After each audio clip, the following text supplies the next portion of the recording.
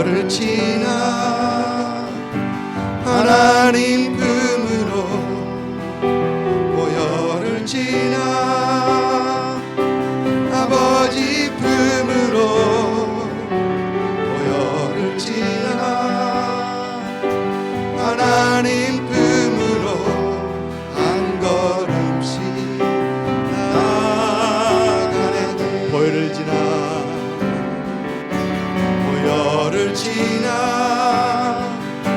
하나님 품으로 보혈을 지나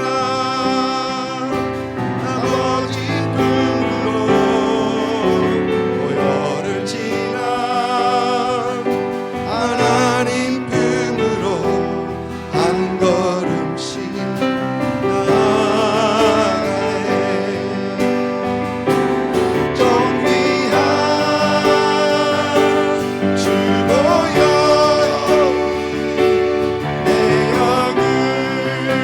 새롭게 하시네. 존귀한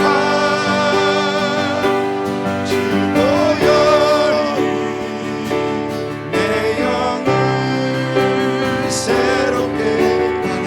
저부터 다시 한번 합니다. 보혈을 지나 보혈을 지나 하나님 품으로 보혈을 지나 아버지 품으로 보혈을 지나 하나님 품으로 한 걸음씩 나아가네. 보혈을 지나 보혈을 지나 하나님 품으로 보혈을 지나 아버지 품으로 보혈을 지나 하나님 품으로 한 걸음씩 나아가네. 존귀한 주 보혈이 내 영을 새롭게 하시네. 존귀한 주 보혈이 내 영을 새롭게 아니 우리 존귀한 주 보혈이 존귀한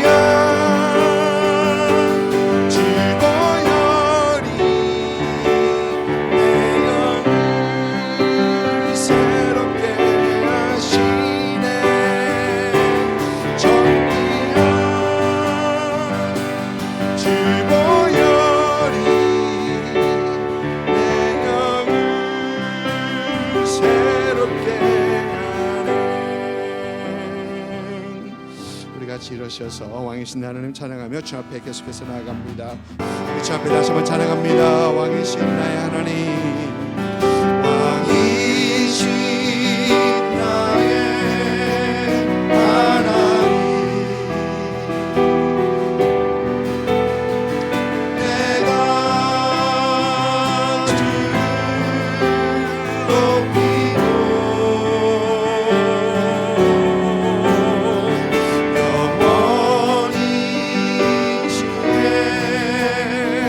이름을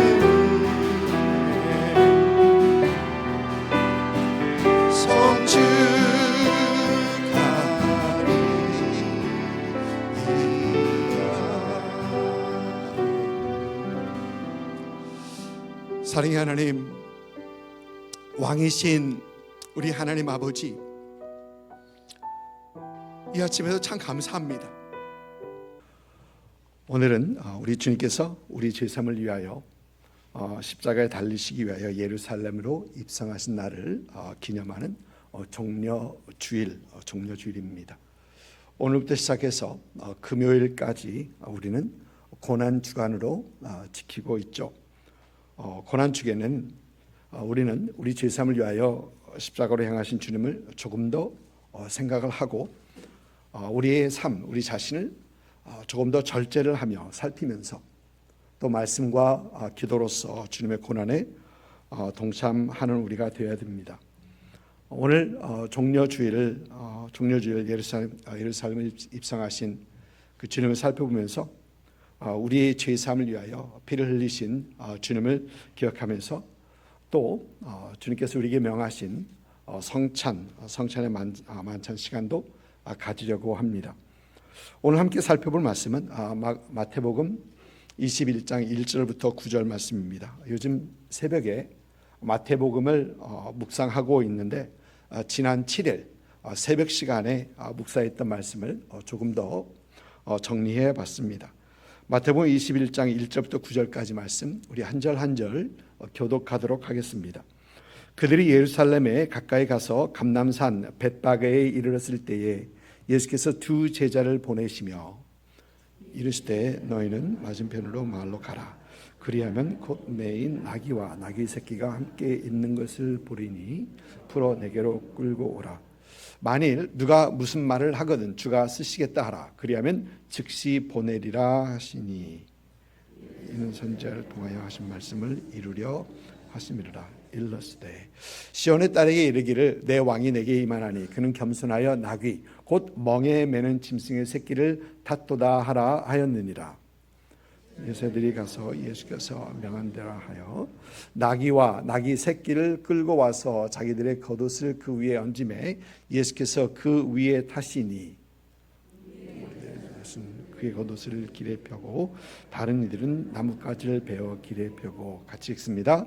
앞에서 가고 뒤에서 따르는 무리가 소리 높여 이르되 호산나 다윗의 자손이여 찬송하리로다. 주의 이름으로 오시는 이여 가장 높은 곳에서 호산나 하더라. 아멘. 예수님께서는 이제 십자가 사건을 며칠 앞두시고 오늘 말씀에서 보는 것처럼 나귀를 타시고 예루살렘에 입성을 하십니다. 먼저 예수님께서 이렇게 예루살렘에 입성하신 것을 마태복음의 저자 마태는 4절을 보니까 이는 선지자를 통하여 하신 말씀을 이루려 하심이라고 하십니다.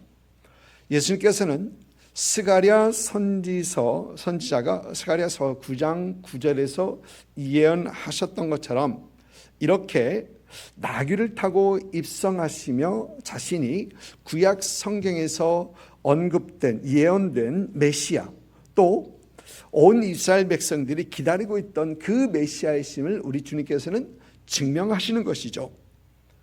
당시 왕이나 전쟁에서 승리한 그 개선 장군들은 말을 타고 당당하게 그들의 위풍을 자랑하며 성으로 입성합니다.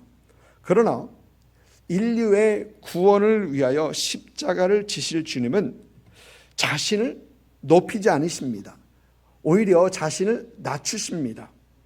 우리 성경은 주님의 낮추심을 이렇게 말합니다. 빌립보서 2장 6절부터 8절까지의 말씀입니다. 그는 근본 하나님의 본체시나 하나님과 동등됨을 취할 것으로 여기지 아니하시고 오히려 자기를 비워 종의 형체를 가지사 사람들과 같이 되셨고 사람의 모양으로 나타나사 자기를 낮추시고 죽기까지 복종하셨으니 그 십자가에 죽으심이라. 그러니까 예수님의 낮아지심, 예수님의 자신을 낮추심은 두 가지입니다. 첫째는 하나님이 인간이 되신 것, 바로 이렇게 예수님께서 낮추셨습니다. 또 두 번째는 죽음을 모르는 하나님이 십자가에 죽는 것입니다.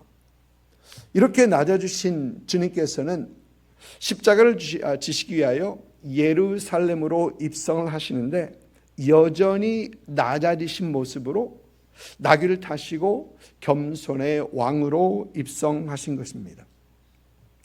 이런 예수님, 겸손하고 낮아지신 예수님의 모습은 우리 신앙인들이 가져야 할 중요한 신앙의 모습을 잘 보여주는데 그것은 바로 겸손이라는 것입니다. 인드라 누이라는 분은 인도 여성으로서 인도계 여성으로서 펩시콜라 그러니까 펩시 컴퍼니의 최고의 경영장이자 또 회장으로 계셨던 분입니다. 2012년 Forbes에서 발표한 것에 의하면 이 인드라 누이라는 분은 세계에서 가장 영향력이 있는 12번째 여인이었다고 합니다. 엄청난 분이죠. 이분이 펩시 컴퍼니에서 여성으로 처음 이사회 멤버가 되었을 때에 너무 기뻐서 집에 오자마자 그 기쁜 소식을 어머니에게 전하는데, 이를 듣는 어머니는 딸에게 퉁명하게 가게에 가서 우유 하나 사와라 그러시더래요. 그러자 어머니에게 이렇게 따지면서 대답했다고 합니다. 대기업의 이사가 우유 심부름이나 해야 되겠느냐 라고 하면서 따지는데, 그래서 어머니는 이런 말을 했다고 합니다. 그게 싫다면 집에서 나가라. 집에서 나가라. 우리 집에는 왕관 쓴 사람은 필요 없다 라고 했다고 합니다. 그런데 이 어머니의 말을 들은 인드라 그분은 그때 갑자기 정신이 번쩍 듭니다. 그러면서 그 어머니의 가르침을 따라 자기가 그 회사에서 거듭 승진하면서도 계속 겸손함을 잊지 않았고, 자기보다 낮은 직원들을 참 겸손함으로, 참 공손함으로 대했고, 결국 직원들의 지지로서 회장의 자리까지 오를 수 있었다라고 합니다. 여러분, 우리는 로렌스 형제 이야기를 많이 듣습니다. 로렌스 형제가 나이가 많았을 때 어느 수도원에 임명을 받았는데, 수도원 장으로 임명을 받았는데, 싸움이 가장 많기로 유명한 그런 수도원이었었습니다. 그가 임명받은 그 수도원에 가서 문을 두드리자 젊은 수도사들이 몰려 나오면서 백발의 노인이 밖에 서 있는 것을 보고 가서 식당에서 접시나 닦으시오 라고 했다고 합니다. 처음 들어온 수도사에게 이렇게 굳은 일을 맡기는 것은 그 수도사의 전통이었다고 하죠.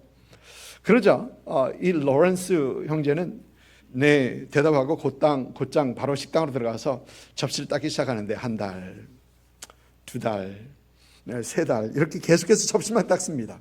그리고 그런 수도사를 젊은 수도사들은 이제 무시하며 차별을 합니다. 구박을 합니다. 석 달이 지난 후에 감독이 순시차 그 수도원에 들립니다. 젊은 수도사들은 이제 그 감독 앞에서 굉장히 어려워하고 있는데, 감독이 이렇게 둘러보니까 수도원장이 보이지 않습니다. 그래서 원장님은 어디 가셨는가 물으니까 젊은 수도사들은 원장님 아직 부임하지 않았습니다. 그러자 감독은 무슨 말인가, 내가 석 달 전에 수도사를 임명했는데. 그러자 젊은 수도사들이 깜짝 놀라며 안색이 변하고 부엌으로 달려가서 그 노 수도사에게 무릎을 꿇었다라고 합니다. 여러분, 우리 성경을 보니까, 우리 성경은 하나님은 스스로 높이는 사람을 낮추시는 분이고, 또 스스로 낮추시는 분을 하나님께서는 높이시는 분이십니다. 여러분, 그래서 우리는 항상 신앙생활을 하면서 더 낮아지기 위해 힘쓰고 애써야 하죠. 특히 신앙 공동체 안에서는 더욱 그렇습니다. 서로를 더 귀히 여기고 다른 일을 나보다 더 낮게 여기는 우리가 되어야 됩니다. 여러분, 그럴 때에 신앙 공동체, 하나님의 교회가 평안하게 되는 것입니다. 여러분, 또 교회뿐만이 아니라 집에서도 마찬가지죠. 가정에서 남편이 아내를 귀하게 여기고 아내가 남편을 귀하게 여길 때 그 가정은 화목한 가정이 될 수 있는 것이죠. 그러면 우리는 어떻게 하면 서로를 낮추고 또 자기를 스스로 낮추고 서로를 높여줄 수 있습니까? 그것은 우리 말과 행동에서부터 시작합니다. 서로를 존중하는 말, 서로를 높여주는 말과 행동이 우리에게 꼭 필요하다는 것입니다. 특히 가까우면 가까울수록 가까운 사람에게는 더욱 그래야 하는 우리입니다. 여러분, 우리가 너무나도 잘하는 것은 비판이나 잔소리로 사람이 잘 고쳐지지 않는다는 것이죠. 여러분, 잔소리 아무리 해보십시오. 잘 고쳐지지 않습니다. 그런데 그 사람에게 사랑의 표현을 하다 보면은 언젠가 모르게 서서히 바뀌고 있는 것을 우리는 보게 되는 것입니다. 교회에서나 가정에서나 나 자신은 낮추고 서로를 높여줄 수 있는 그런 여러분들 있기를 주님의 이름으로 축복을 드립니다. 오늘 말씀 보면 예수님께서 나귀를 타고 예루살렘으로 입성을 하시는데 예수님을 왕으로 환영하는 사람들이 봅니다. 어떤 사람들은 겉옷을 펴서 길바닥에 길에 펴놓습니다. 열왕기하 9장을 보면 참 재미있는 사건이 있습니다. 열왕기상 19장에서 하나님께서는 엘리야 선지자에게 예후에게 기름을 부어 이스라엘의 왕이 되게 하라라고 엘리야 선지자에게 말씀하십니다. 그런데 그 일이 엘리야 선지자 때 이루어지지 않고 그의 제자인 엘리사 선지자 때 하게 되는데, 엘리사 선지자도 자기가 직접 하지 않고 선지자 하나, 제자 하나를 그 일을 하게 하는 것을 우리는 열왕기하 9장에서 보게 됩니다. 엘리사 선지자의 명을 받은 그 제자는 이제 예후를 찾아갑니다. 그리고 예후에게 기름을 부으면서 하나님께서 예후를 이스라엘 왕, 북왕국 이스라엘 왕으로 삼으셨다라고 하면서 그에게 기름을 붓습니다. 그리고 그 일을 마친 후에 엘리사 선지자의 그 제자는 문을 열고 도망을 합니다. 급하게 도망을 합니다. 참 이상하죠. 기름을 부었으면 좀 앉아서 얘기도 하고 또 그럴 것이지, 그러지 않고 바로 도망합니다. 이 일을 본 예후의 친구들이 우리 성경을 보면 그 미친 자가 왜 왔는가? 미친 자라고 합니다. 그 미친 자가 왜 왔는가? 그러자 예후는 이렇게 대답합니다. 그가 그러는데 하나님께서 나를 이스라엘의 왕으로 삼는다 하시면서 기름을 붓더라. 그리고 이어지는 말씀이 열왕기하 9장 13절 말씀입니다. 무리가 각각 자기의 옷을 급히 가져다가 섬돌 위 곧 예후의 밑에 깔고 나팔을 불며 이르되 예후는 왕이니라 하니라. 거기서 밑에다가 옷을 까는 그 모습이 보입니다. 고대 사회에서는 겉옷은 인격과 권위를 상징하는 어떤 그런 것이었습니다. 그래서 예후 친구들이 했던 그 옷을 가져다가 밑에다 까는 행동은 예후를 왕으로 인정하고 이제 그에게 충성 맹세를 하는 그런 행위였던 것입니다. 그런데 여러분, 이 옷을 까는 그 행위를, 왕으로 인정하고 충성 맹세하는 그 행위를 예수님을 맞이하는 백성들이 그렇게 했더라는 것입니다. 예수님께서 입성하실 때 백성들은 예수님을 왕으로 인정하고 그에게 충성을 맹세하는 그 모습이 바로 옷을 깔았던 그 모습입니다. 또 뿐만 아니라 오늘 말씀을 보면은 어떤 사람들이 나뭇가지를 펴서 길에다가 펴놓습니다. BC 168년에 셀루크스 왕조의 안티오쿠스 에피파네라는 사람은 예루살렘을 점령하고 그 안에 제우스 신을 위한 단을 세웁니다. 그리고 유대인들이 가증하게 여기는 극혐오하는 그 돼지를 제물로 삼아서 그곳에서 제사를 드립니다. 이것은 하나님에게 그리고 유대인에게 분명한 모욕입니다. 하나님에게 또 모욕입니다.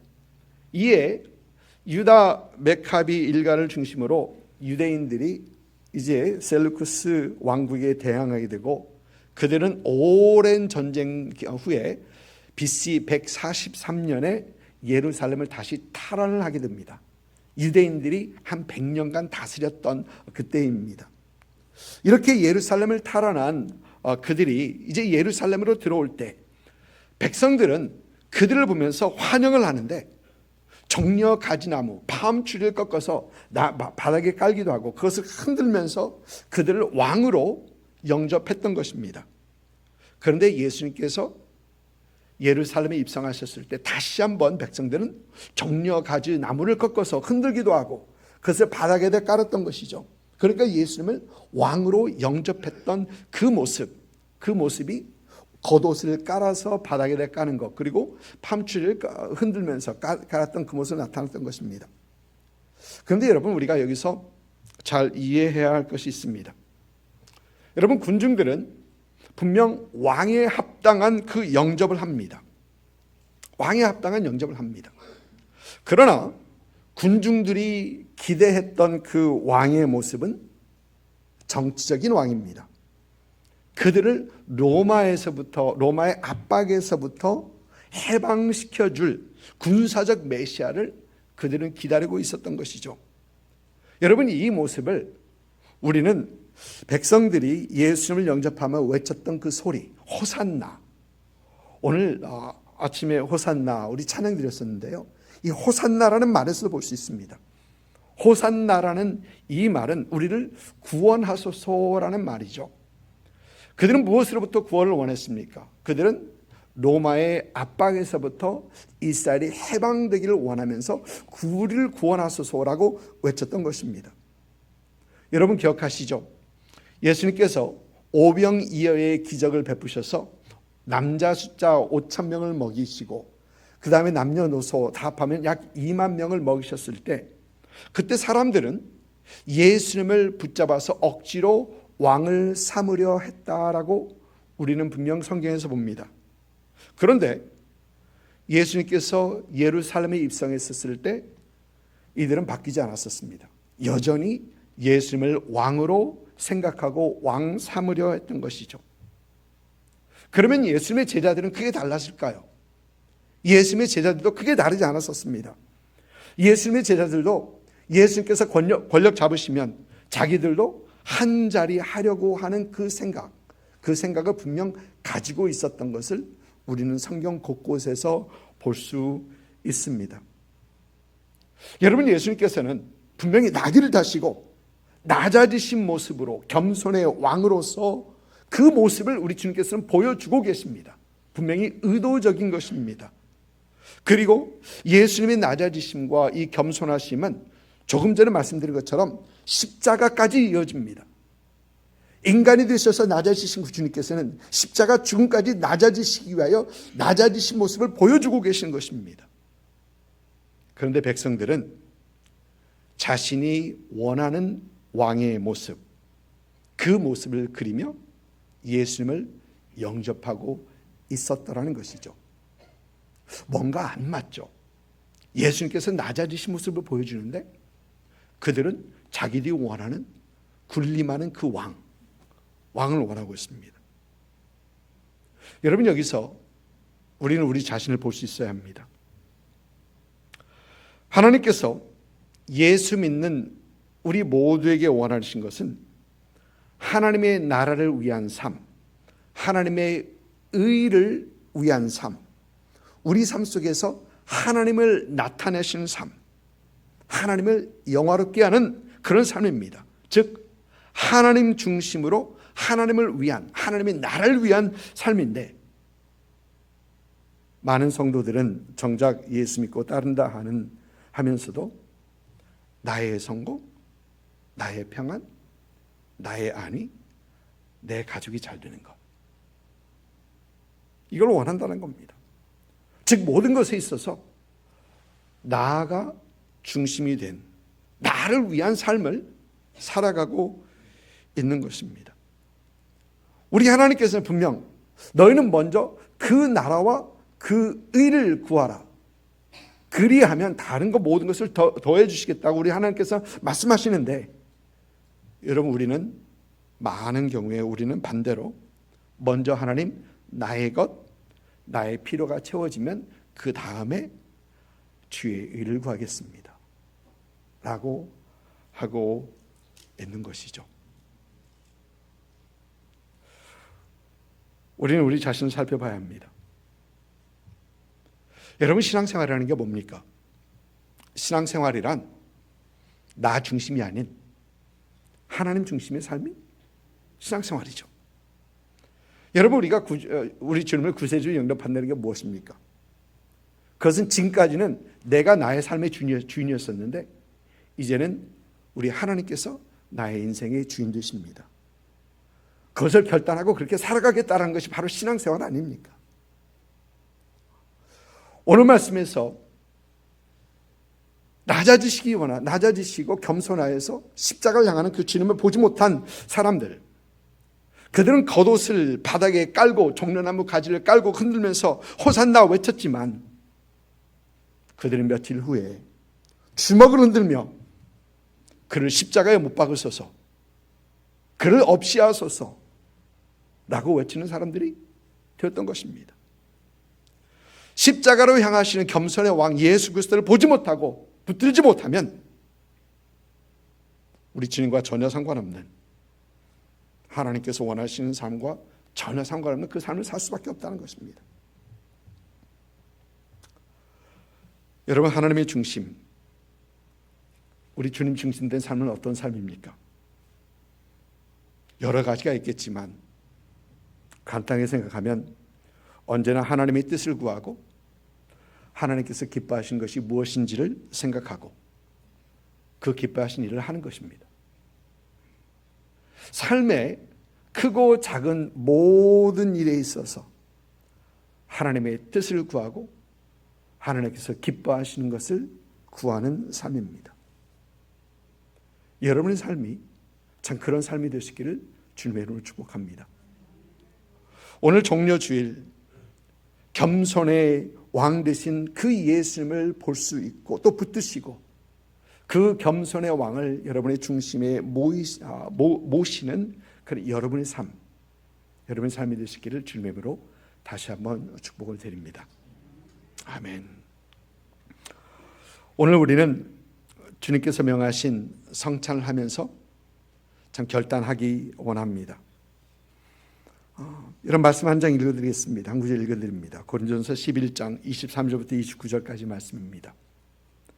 내가 너에게 전한 것은 주께 받은 것이니 곧 주께서 주 예수께서 잡히시던 밤에 떡을 가지사 축사하시고 떼어 이르시되 이것은 너희를 위하는 내 몸이니 이것을 행하여 나를 기념하라 하시고 식후에 또한 그와 같이 잔을 가지시고 이르시되 이 잔은 내 피로 세운 새 언약이니 이것을 행하여 마실 때마다 나를 기념하라 하셨으니 너희가 이 떡을 먹으며 이 잔을 마실 때마다 주의 죽으심을 그가 오실 때까지 전하는 것이니라. 그러므로 누구든지 주의 떡이나 잔을 합당하지 않게 먹고 마시는 자는 주의 몸과 피에 대하여 죄를 짓는 것이니라. 사람이 자기를 살피고 그 후에야 이 떡을 먹고 이 잔을 마실지니 주의 몸을 분별하지 못하고 먹고 마시는 자는 자기의 죄를 먹고 마시는 것이니라.